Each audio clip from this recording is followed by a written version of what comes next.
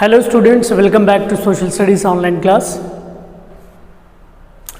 Today we are going to start new chapter, Agriculture in India.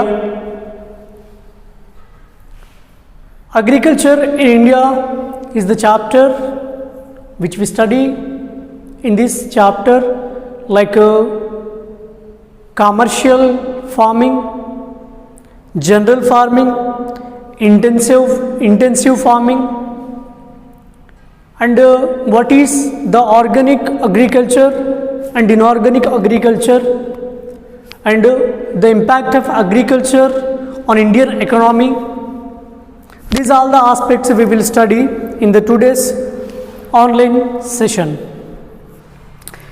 So firstly, before we get into the details of this chapter, the titles which we are going to discuss today: types of farming, subsistence farming, simple subsistence farming. Types of farming. Agriculture is an age-old economic activity in our country. Obviously, agriculture is an age-old economic activity in our country. Over the years, cultivation methods have changed significantly depending upon the characteristics of physical environment, technological know-how and socio-cultural practices. At present, the following farming systems are practiced in the different parts of India. In the present situation of India, the farming is one of the most aspect which can be primarily effective on the secondary sector and also in the tertiary sector. So the subsistence farming, what is subsistence farming? Question may ask as 1 mark. Subsistence farming, this type of farming is alone in 2 forms.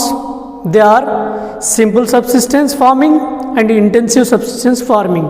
So subsistence farming is divided into the 2 categories: simple and intensive. What is simple subsistence farming? Agriculture is practiced on small patches of land with the help of the primitive tools like hoeing, down and digging sticks and to the family community labor. This type of farming depends upon the monsoon, natural fertility of the soil and suitability of other environmental conditions to the crops grown. It is a slash and burn methods of the agriculture, shifting agriculture. You have read about it in the previous classes, which means the agriculture is one of the important activity which is depending on the several activities, like here given simple subsistence, which is how and the, which means the animality, botanically, zoologically, everything can be depending on this situation.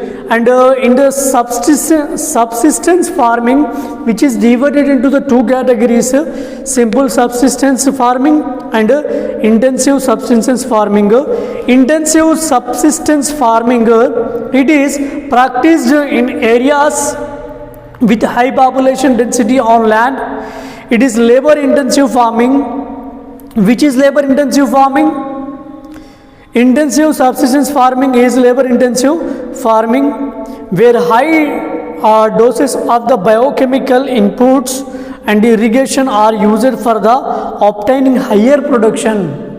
In intensive subsistence farming,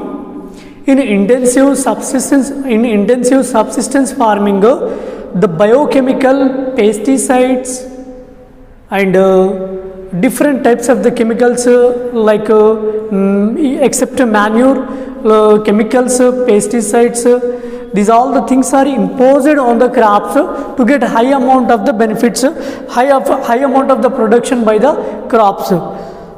Commercial farming, the main characteristics of this type of farming is the use of the higher doses of the moderate inputs. For example, high yielding variety, high yield of variety seeds, chemicals, fertilizers,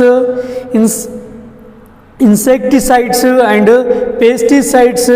In order to obtain the higher productivity, the degree of the commercialization of the agriculture varies from one region to another. For example, rice is commercial crop in Haryana and Punjab, but in Odisha it is subsistence crop, which means naturally it was produced without using any fertilizers, chemicals. It was produced in the Odisha. Even other states like Haryana and Punjab, it is subsistence only, not simple subsistence. Plantation is also a type of commercial farming. In this type of the farming, a single crop is grown on a large area. In India, tea, coffee, rubber, sugarcane, banana, etc. are important plantation crops. Cropping seasons, there are the three cropping seasons: Rabi, Kharif and Zaid. What is Rabi crop is sown, what is Zaid crop is sown, what is Kharif crop is sown. We can see in the cropping seasons. Agricultural crops depends on seasons and the natural resources such as soil, water and sunshine for the cultivation. Temperature and the humidity conditions are important. Some crops can be cultivated only in specific seasons, gradually of the availability of water and other inputs. Therefore, in many regions, different crops are grown in the different seasons. India has three cropping seasons. India has how many cropping seasons? India has three cropping seasons: Rabi, Kharif and Zaid. Let's see Rabi. Rabi crops are sown in winter from October to December and harvested in the summer from April to June. What is a Rabi crop and when it is sown, when it is cultivated? If I ask you a question, you have to write answer. Rabi crops are sown in winter from October to December and harvested in summer from April to June. Remind it. Some of the important Rabi crops are wheat, barley, maize, gram and mustard. Availability of the precipitation during the winter months due to the western temperature cyclones helps in the success of these crops. However, the success of the green revolution in Punjab, Haryana, Western Uttar Pradesh and parts of Rajasthan has also been an important factor in the growth of the above mentioned Rabi crops, which means the crops and commercialization by using several types of the organic inorganic things like pesticides, chemicals, fertilizers. So the different type of the chemical utilization to get the high yield of variety by the crops, also one of the adverse impact. Kharif crops are grown with the onset of monsoon in the different parts of the country and these are harvested in the September-October. Important crops grown during this season are paddy, maize, jowar, bajra, red gram, green gram, black gram, urad, cotton, jute, groundnut and soya bean. These are the Kharif crops. What are the Kharif crops? What are the Kharif crops? What are the Rabi crops? What are the Zaid crops? That you have to remind in your mind. It's very important.